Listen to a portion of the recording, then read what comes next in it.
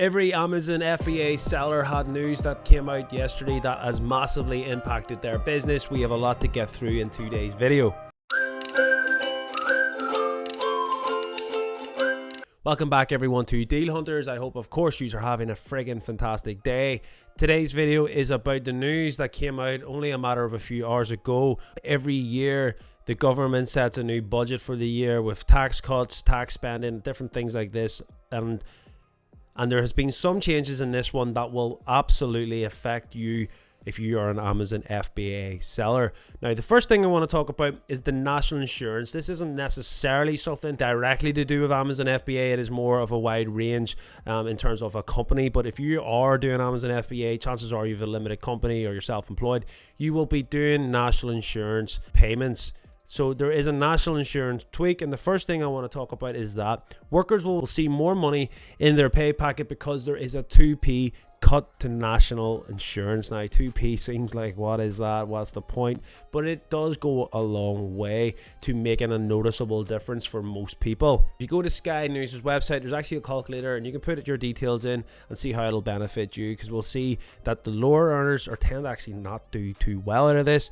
The people in and around sort of like a £50,000 income bracket, they're going to do the best, roughly getting about £800 better off than what they would be last year. So at a high level, you're thinking, wow, well done, Jeremy, this looks good. I can assure you that is not my general feeling of this, but that is for another day. So the national insurance has been cut further 2p, so workers will now pay 8% of their earnings between 12,570 to 52,770 instead of the 12% it was before autumn. So there's been a bit of backlash because this is, as always, going to be the headline, you're saving on national insurance, but there has been a tax pause. And what the tax pause means in simple terms is you will still pay tax based on last year's allowances. Most people will go, well, that seems fair, but it's not fair, because what's happening is inflation isn't rising every single day. So your earnings is going up, the cost of goods is going up, which affects your Amazon FBA business. Because if you used to sell something for, say, £1 and now you're having to sell it for £1.10, that is pushing you closer to paying value added tax. It's pushing you towards threshold limits and all of this. So when your tax allowance is staying the same, but you're having to get more in customer sales, then that actually will impact you. In theory, the tax allowances should be going up to compensate the inflation that we're facing.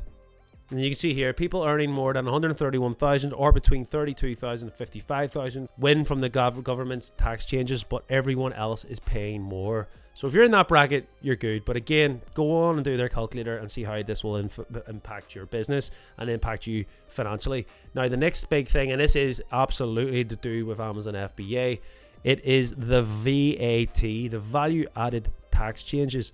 This will be a welcomed relief to a lot of people, especially people that are close to the threshold.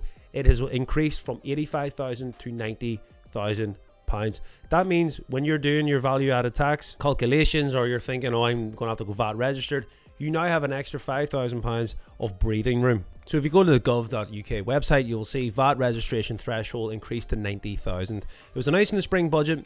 Secondary legislation will amend the VAT Act 1984 to increase the VAT registration. So this is a huge change. The taxable turnover threshold, which determines whether a person must register for VAT, will increase from 85 to 90k. The tax turnover threshold determines whether a person may apply for deregistration, will be increased from 83 to 88,000.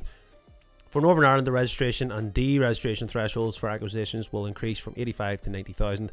These changes will take effect from April 2024. So if you're close to that threshold, this is maybe a welcome news, and it is something to take in mind going forward. You've got a little bit extra breathing room. So that is the update. There is other things in the budget as well that will impact you financially, because of during your businesses you might be able to adjust things to suit. There's child benefit measures which you may be able to obtain now as well. So I do recommend all business owners, or anybody really, to take a look at the budget and see how it'll impact your life. Leave your comments down below. Do you think the government could do more to help small business owners, considering all the situation that we have faced over the last couple of years, with dividend payments being reduced to £1,000 now to £500 this year? You know, there's been a lot of bad things that's happened for business owners. Do you think the government could do more? It is not for me to give you an opinion here. I just bringing you the news, but feel free to leave your comments down below and perhaps we can get a debate going.